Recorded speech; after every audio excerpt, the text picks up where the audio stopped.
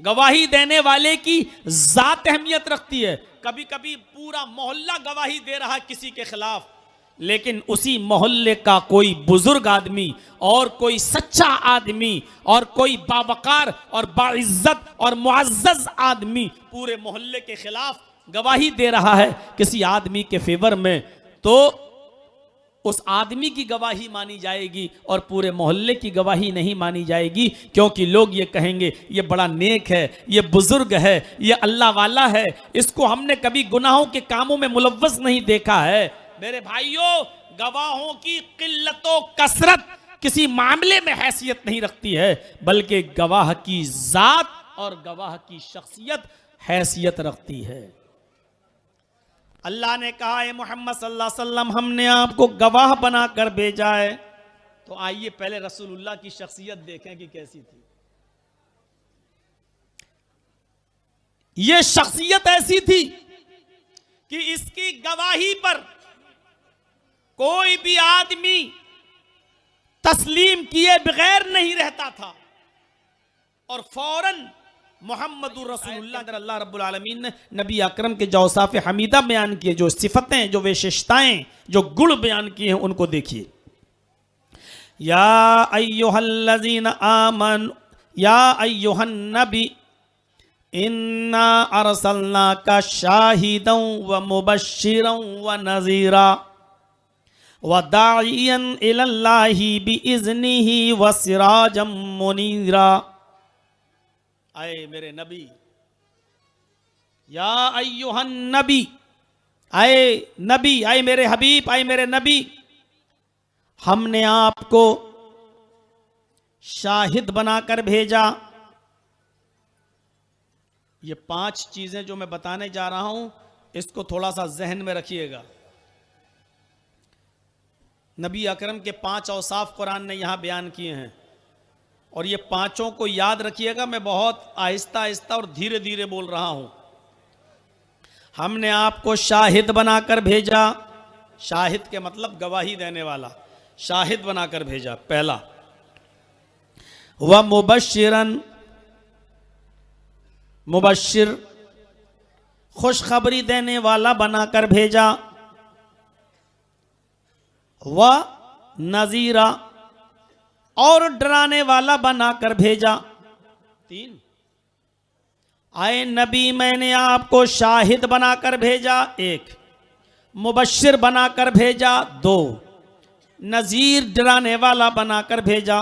3, वद्दाइयन इलल्लाहि बिइज़्निही, और अल्लाह के हुक्म से अल्लाह की तरफ दावत देने वाला, यानी दाई इलल्लाह बनाकर भेजा, अल्लाह की तरफ बुलाने वाला, दाई इलल्लाह बनाकर भेजा।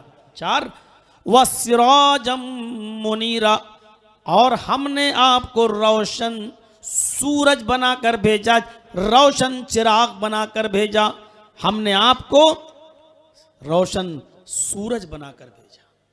ये 5 सिफतें बयान की गई हैं और इन 5 औसाफ के अंदर मोहम्मद रसूलुल्लाह पूरे उतरते हैं। पहली सिफत देखिए, शाहिद बनाकर भेजा, गवाह, गवाही देने वाला। दूसरी बशारत देखिए, मुबश्शिर, अपनी उम्मत को अच्छे काम करने पर जन्नत की बशारत देने वाला, जन्नत की खुशखबरी सुनाने वाला बनाकर भेजा।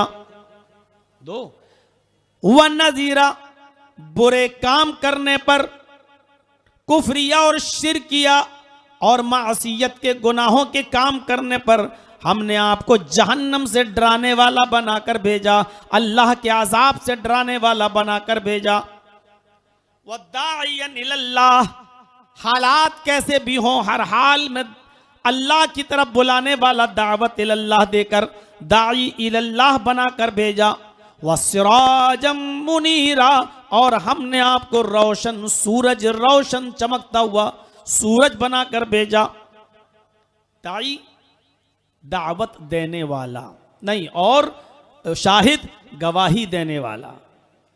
गवाह, गवाही देने वाले की बहुत बड़ी हैसियत होती है। कोर्ट में जो मुकदमे चलते हैं उन मुकदमों का दारो मदार गवाही पर डिपेंड होता है। जितनी मजबूत गवाही आप कोर्ट के अंदर पेश कर सकते हैं आपका केस उतना ज्यादा मजबूत होगा, और जो गवाही जितनी ज्यादा कमजोर होगी आपका केस उतना ही ज्यादा कमजोर होगा। अल्लाह ताला ने इस्लाम को एक अदालत की शक्ल में पेश किया है, और उस अदालत का सबसे बड़ा गवाह उसने मोहम्मदुर रसूलुल्लाह को बनाकर भेजा है। किसी भी मामले में, किसी भी अम्र में, किसी भी मामले में गवाहों की किल्लत व कसरत कोई माना नहीं रखती है। एक बात जहन में रख लीजिएगा, गवाहों की किल्लत व कसरत कोई माना नहीं रखती है। गवाही देने वाले कितने हैं इसकी कोई हैसियत नहीं है, बल्कि गवाही देने वाली शख्सियत कौन है यह अहमियत रखती है। गवाही देने वाले की जात अहमियत रखती है। कभी कभी पूरा मोहल्ला गवाही दे रहा है किसी के खिलाफ, लेकिन उसी मोहल्ले का कोई बुजुर्ग आदमी और कोई सच्चा आदमी और कोई बावकार और बाइज्जत और मुअज़्ज़ज़ आदमी पूरे मोहल्ले के खिलाफ गवाही दे रहा है किसी आदमी के फेवर में, तो उस आदमी की गवाही मानी जाएगी और पूरे मोहल्ले की गवाही नहीं मानी जाएगी, क्योंकि लोग ये कहेंगे ये बड़ा नेक है, ये बुजुर्ग है, ये अल्लाह वाला है, इसको हमने कभी गुनाहों के कामों में मुलव्वस नहीं देखा है। मेरे भाइयों, गवाहों की किल्लतो कसरत किसी मामले में हैसियत नहीं रखती है, बल्कि गवाह की जात और गवाह की शख्सियत हैसियत रखती है। अल्लाह ने कहा है मोहम्मद सल्लल्लाहु अलैहि वसल्लम हमने आपको गवाह बनाकर भेजा है। तो आइए पहले रसूलुल्लाह की शख्सियत देखें कि कैसी थी। यह शख्सियत ऐसी थी कि इसकी गवाही पर कोई भी आदमी तस्लीम किए बगैर नहीं रहता था, और फौरन मोहम्मदुर रसूलुल्लाह की गवाही को तस्लीम कर लेता था और यह कहता था कि इनकी गवाही मुअतबर है, इसलिए कि मैंने इनको कभी झूठ बोलते हुए नहीं देखा। गवाह की हैसियत गवाहों पर भारी होती है अगर गवाह मुअतबर हो, मुअज़्ज़ज़ हो और बाइज्जत हो।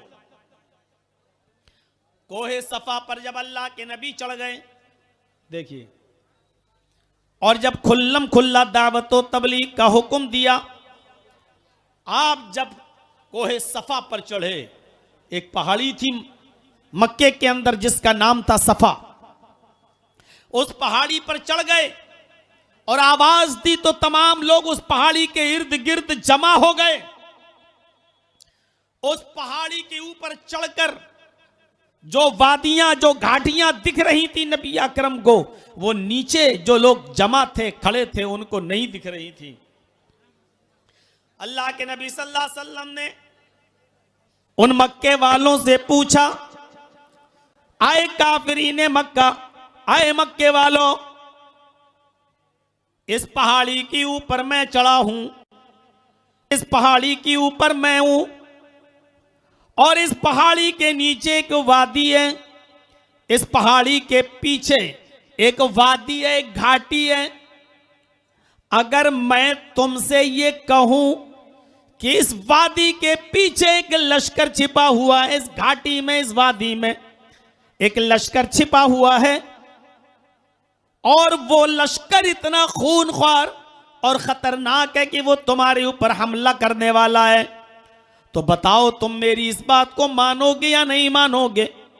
अंदाज देखिए कहने का, आए मक्के वालों, अगर मैं तुमसे यह कहूं कि इस वादी के पीछे एक लश्कर छिपा हुआ है और वो लश्कर बहुत खूनख्वार है जो तुम पर हमला करने वाला है, तो तुम मेरी इस बात को मानोगे या नहीं मानोगे। आपने ये बात कहकर उनके जहनों में अपनी मकबूलियत बढ़ाई। आए लोगों, इस वादी के अंदर लश्कर छिपा नहीं है, इस पहाड़ी के नीचे कोई खूनख्वार लश्कर नहीं है, लेकिन अगर मैं ये कहूं कि छिपा है, दोनों बातें, छिपा नहीं है कोई लश्कर है नहीं